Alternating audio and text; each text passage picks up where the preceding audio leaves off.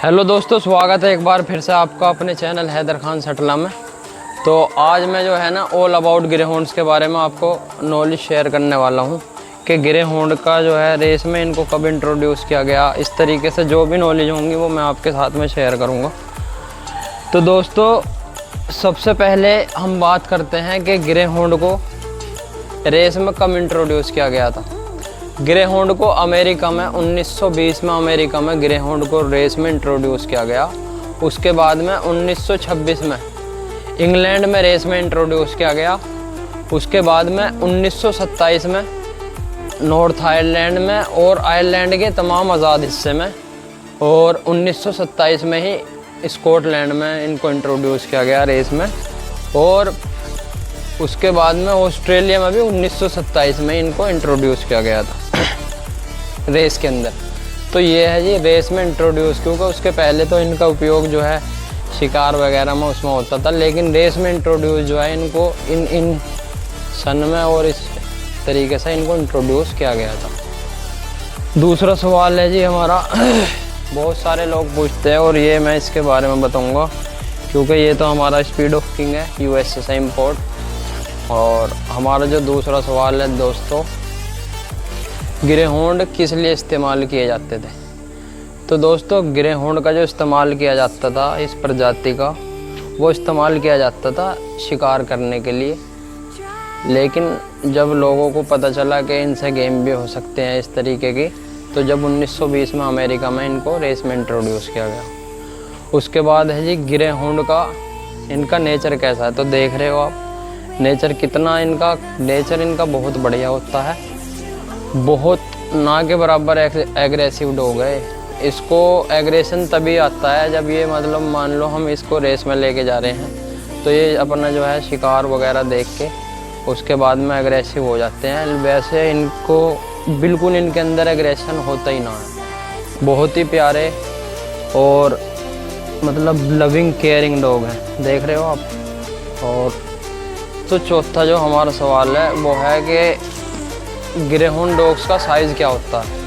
तो grey होंड dogs का size अगर हम बात करें, जैसे हम इसके पूरे ओवरऑल चेस्ट की बात करें पूरे और इसमें जो है ना 4 साइज़ होते हैं ग्रे होंड के अंदर। सबसे पहला मीडियम, स्मॉल, फिर मीडियम, फिर लार्ज, फिर एक्स लार्ज। और अगर हम इसका सबसे छोटा स्मॉल साइज़ की बात करें तो उसकी जो चेस्ट का साइज़ है, मतलब ये पूरा ओवरऑल चेस्ट का जो साइज़ है ये इसका 72 सेंटीमीटर होता है। और इसकी जो लंबाई है, लेंथ है, स्मॉल साइज़ की बता रहा हूँ, उसकी जो लंबाई है वो 71 सेंटीमीटर होती है। और अगर जैसे मान लो हमारा मीडियम ग्रे होंड का साइज़ है, जैसे ये लार्ज मीडियम दोनों में कवर होगा ये साइज़। एक्स लार्ज तो बहुत ज़्यादा ऊंचा बड़ा हो जाता है, तो ये हमारा जैसे मान लो मीडियम साइज़ में है। तो अगर हम इसकी चेस्ट की बात करें तो इसकी जो चेस्ट है ना, ये चेस्ट पूरी ये 78 सेंटीमीटर, और इसकी लेंथ जो है वो 74 सेंटीमीटर है।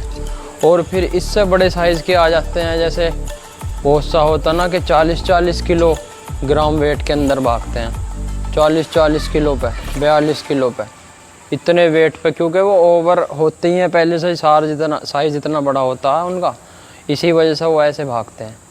तो लार्ज साइज़ की अगर हम चेस्ट की बात करें तो वो इतना एरिया उसका 84 सेंटीमीटर तक होता है, 84 सेंटीमीटर लार्ज साइज़ का।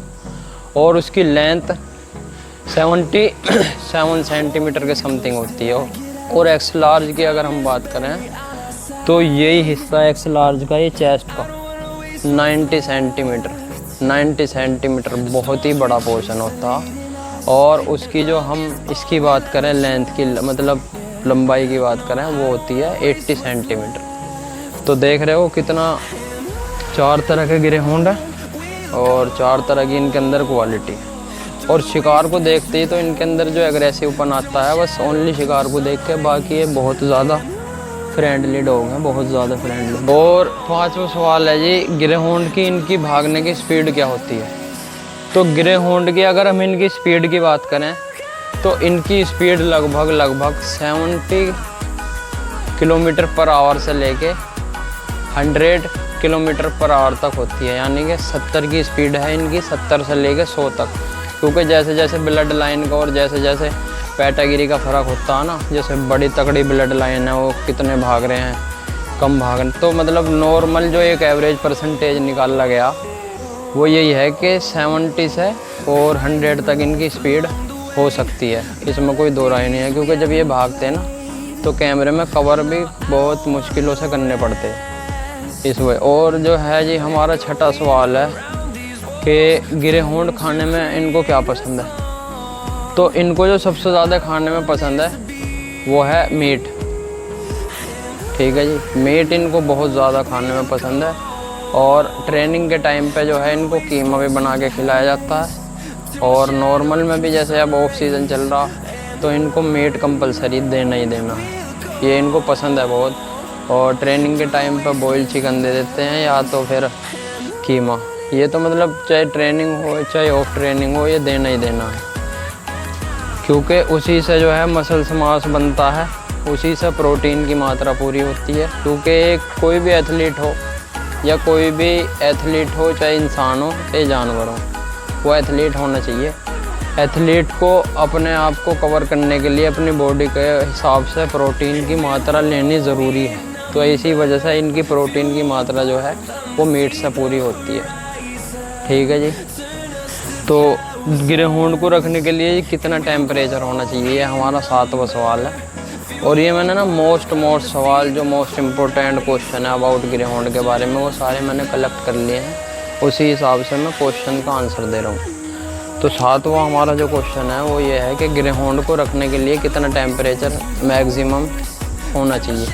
तो गिरहोंड को रखने के लिए दोस्तों कम से कम 30 डिग्री टेम्परेचर होना चाहिए, उससे कम भी होगा चलेगा, उससे ज़्यादा नहीं होना चाहिए। क्योंकि ये जो है ना ये ठंडे इलाके में रहने वाले जानवर हैं, और हम जैसे इंपोर्ट करके यहाँ पर लेके आए हैं, अभी से हम यूएसए से इंपोर्ट करके लाए हैं। तो यूएसए के और इंडिया के टेम्परेचर में ना समर वेकेशन के अंदर बहुत ज़्यादा फ़र्क हो जाता। वहाँ पे इतनी तगड़ी गर्मी नहीं पड़ती जितनी यहाँ पे पड़े हैं।